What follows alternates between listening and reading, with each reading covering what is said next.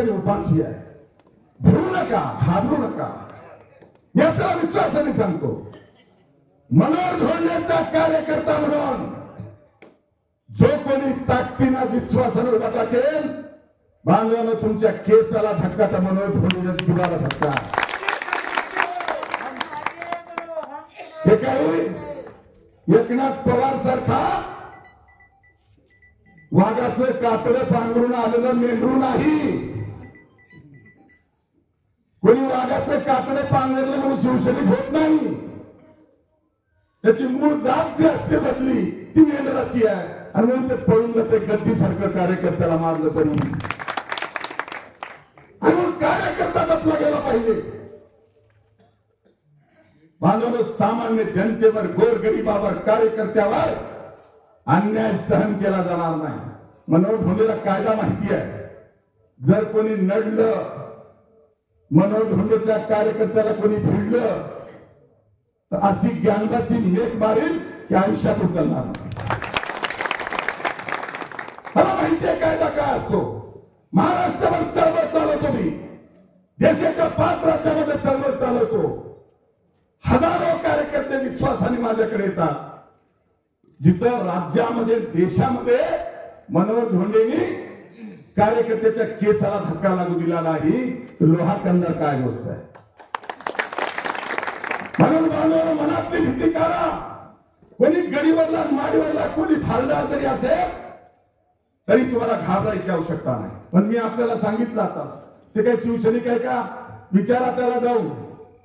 1999ला त्याला भाजपमध्ये प्रवेश मनोहर धोंडेने दिलाय.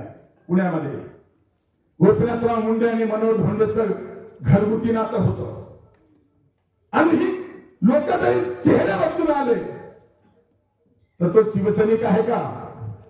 इथं काही शिवसैनिक बसलेले असतील. आणि जर शिवसैनिक असता तर माझा खुला चॅलेंज आहे, नेतेगिरी करायला निघाला ना, शिवसेनेचा नेता होतो ना. अरे बाबा, शिवसेनेचा नेता होताना तुझ्या डोळ्यात देखत शिवसेनेचा लोहा तालुका प्रमुख आडगावकर हा हद्दपार झालाय. 6 महिन्यापासून बाहेर आहे.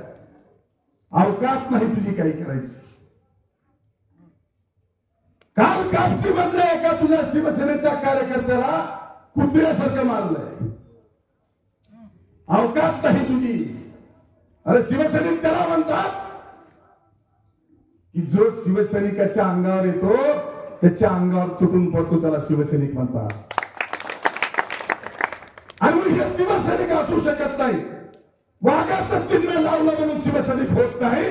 मी आता सांगितलं, शिवसेना नावाच्या वाघाची झालर, कातडं अंगावर टाकून भाजप नावाच्या मेंढराचं पिल्लू इकडे आलंय, ते कधी शिवसैनिक होऊ शकत नाही. आणि जर शिवसैनिक असता तर नेतेगिरी गेली खड्ड्यात, निवडणूक केली खड्ड्यात, तुझ्या कार्यकर्त्याचे हाल केले. आणि तू मात्र पुण्याला पिंपरी चिंचवडला जाऊन आराम करतोय.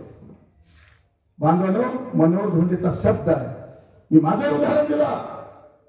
ह्यात संतोष नाही. राष्ट्रसंत डॉक्टर शिवलिंग शिवाचार्य महाराज अहमदपूरकर यांच्या भक्तिस्थळाबद्दल चुकीची पोस्ट टाकली होती. आणि ती पोस्ट का टाकली हे विचारायला गेल्यानंतर आमच्या कार्यकर्त्याला एकनाथ पवार सहित 40 लोकांनी धमकी दिली होती. साधी धमकी दिली. अर्ध्या तासाच्या आत, 20 मिनिटाच्या आत मनोहर धोंडे एकनाथ पवारच्या कार्यालयात जाऊन वाघाच्या जबड्यात जाऊन दात मोजायला गेला होता. त्याला शिवसैनिक म्हणतात. आणि म्हणून खुलेआमपणे, यातला खुलेआमपणे सांगेल बांधवांनो, कोणी भांडणार असो, घाबरायची आवश्यकता नाही.